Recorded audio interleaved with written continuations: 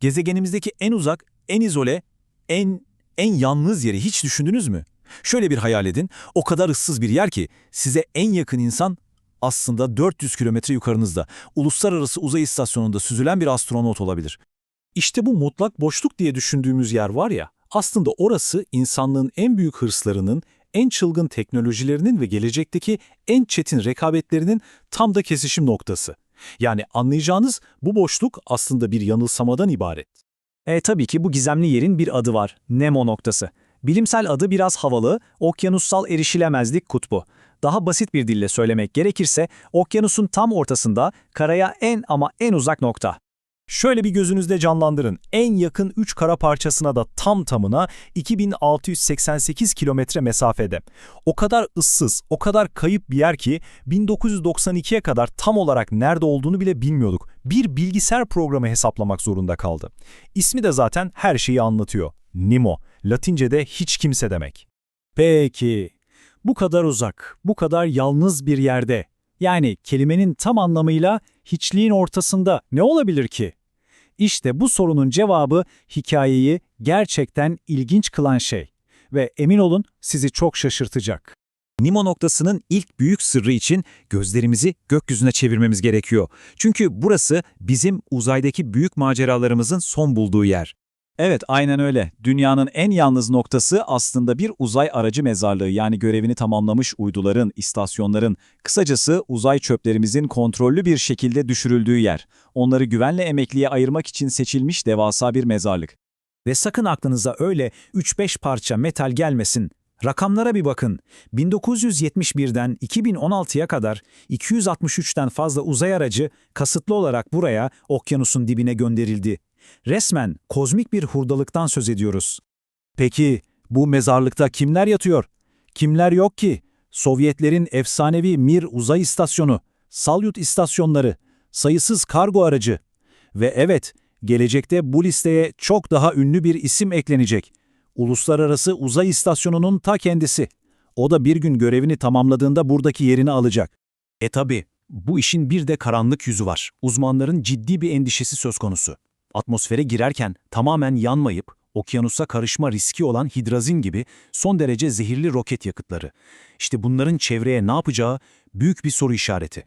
Tamam, gökyüzünden düşen yıldızları bir kenara bırakalım ve şimdi okyanusun en derinliklerine, zifiri karanlığa inelim. Çünkü Nemo noktasının asıl büyük sırları yüzeyde değil, binlerce metre aşağıda gizli. Şimdi size çok ama çok şaşırtıcı bir şey söyleyeceğim.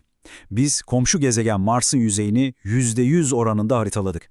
Ama kendi evimizin, yani dünyanın okyanus tabanının sadece %20'sini biliyoruz. Düşünebiliyor musunuz? Kendi gezegenimizdeki en büyük keşifleri belki de daha yapmadık bile. İşte o keşiflerden biri daha çok yakın zamanda geldi. Bilim insanları uydu verilerini kullanarak okyanusun dibinde tam tamına 19.325 tane yeni denizaltı volkanı keşfetti. Bakın, bu inanılmaz bir rakam.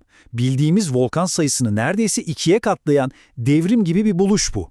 Peki binlerce metre derindeki bir volkanı nasıl bulursunuz? Tek tek gemilerle arayarak değil tabii, çok daha akıllıca bir yolu var.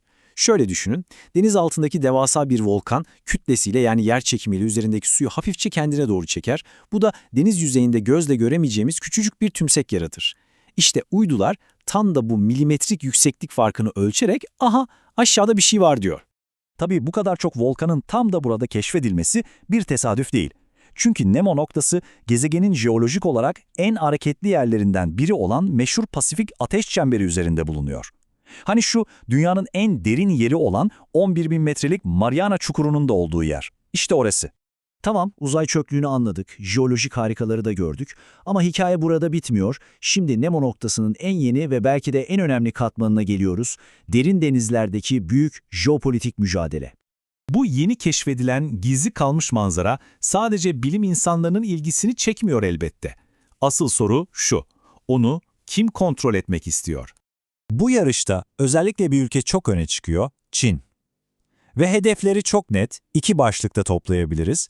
Birincisi ekonomik, elektrikli arabalar için, savunma sanayi için kritik öneme sahip kobalt, nikel gibi mineralleri okyanus tabanından çıkarmak. İkincisi ise tamamen askeri. Şu tablo Çin'in sualtı gücüne ne kadar büyük bir yatırım yaptığını çok net gösteriyor. Denizaltı filoları sürekli büyüyor. 2035'e gelindiğinde 80 denizaltıya ulaşmaları bekleniyor. İşte bu devasa filo için derin denizleri avucunun içi gibi bilmek, haritalamak hayati önem taşıyor.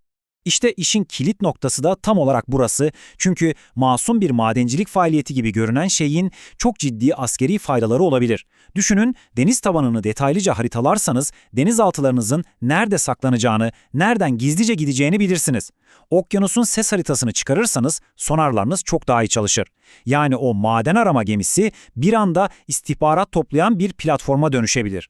İşte görüyorsunuz, hikayenin bütün parçaları yavaş yavaş birleşiyor. Gökyüzünden düşen enkazlar, yerin binlerce metre altındaki volkanlar ve ülkelerin stratejik hesapları. Hepsi gelip dünyanın bu en yalnız noktasında düğümleniyor. Kısacası bu analizin ana fikri tam da bu. O ıssız sandığımız okyanus parçası aslında bizim teknolojik geçmişimizin bir mezarlığı, gezegenimizin jeolojik bugünün bir laboratuvarı ve stratejik geleceğimizin yeni savaş alanı. Üçü bir arada. Bakın, bu zaman çizelgesi her şeyi özetliyor aslında. Nemo noktasının hikayesi nasıl da katman katman açılıyor. 70'lerde bir uzay çöplüğü olarak başladı. 90'larda coğrafi bir harika olduğu anlaşıldı. 2020'lerde altının jeolojik bir hazine olduğu keşfedildi ve şimdi 2030'larda stratejik bir satranç tahtasına dönüşme yolunda hızla ilerliyor. Ve işte bu da bizi en can alıcı soruya getiriyor. Karşımızda dünyanın belki de son büyük cephesi duruyor. Peki biz onu nasıl yönetmeyi seçeceğiz? Bu dokunulmamış sınırı keşfederken bir miras olarak mı koruyacağız, bir kaynak olarak sonuna kadar sömürecek miyiz, yoksa burayı yeni bir savaş alanına mı çevireceğiz? İşte bu, gelecekte vermemiz gereken en kritik kararlardan biri olacak.